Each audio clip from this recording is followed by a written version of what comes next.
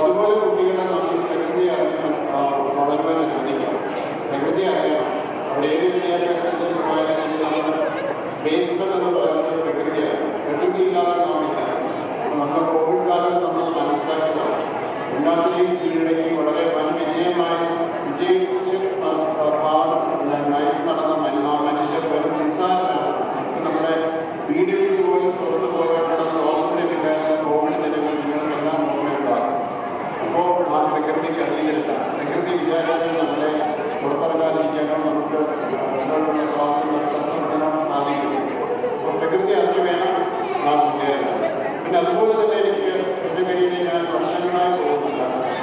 Covid കാലത്തിന് ശേഷമാണ് ഉച്ചകരിയിൽ ഞാൻ പോകുമ്പോൾ ഒരാളെ ശ്രദ്ധിക്കാൻ തുടങ്ങിയത്. അദ്ദേഹം ഉച്ചകരി ചെറിയ കടത്തോടിലൂടെ സ്വന്തമായി ഉണ്ടാക്കിയ ഒരു ചെറിയൊരു കൈ പറയുന്ന ഒരു ബോർഡിൽ ഉച്ചകരിയിലുള്ള പ്ലാസ്റ്റിക് മാലിന്യങ്ങളെല്ലാം ശേഖരിക്കുന്നത് അദ്ദേഹമാണ്. അദ്ദേഹം നമ്മുടെ വേദിയിലിരിക്കുന്ന സ്നേഹിക്കുന്നു. തീർച്ചയായിട്ടും നിങ്ങളൊരു നല്ല കൈകൾ കൊടുക്കണം. അദ്ദേഹം ഒരു സ്വന്തമായിട്ടേക്ക് അദ്ദേഹം സ്വന്തമായിട്ടുള്ളതിലാണ് ആ ഒരു പ്രവർത്തനം ചെയ്തത്. വളരെയധികം ബുദ്ധിമുട്ടുകളെ ചോദിച്ചു.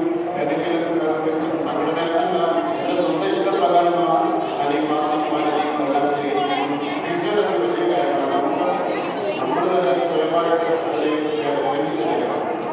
അദ്ദേഹം തന്നെ കുട്ടികളുള്ളത് നേരം അദ്ദേഹം ഉച്ചകരിൽ നിന്നും ശേഖരിച്ച പ്ലാസ്റ്റിക് മാലിന്യങ്ങൾ എങ്ങനെയാണ് മറ്റു വസ്തുക്കളുണ്ടാകുന്നത് വർണ്ണിച്ച് കാണിച്ചിട്ടുണ്ട്. ഒരുമിച്ച് മനസ്സിലാക്കി വളരെ പാഠശാലയ്ക്ക് വേണ്ടി നടന്നു വേറെ വേറെ വസ്തുക്കളുടെ പ്ലാസ്റ്റിക്കുകളുടെ കുട്ടികളെ കാണിച്ചിട്ടുണ്ട്.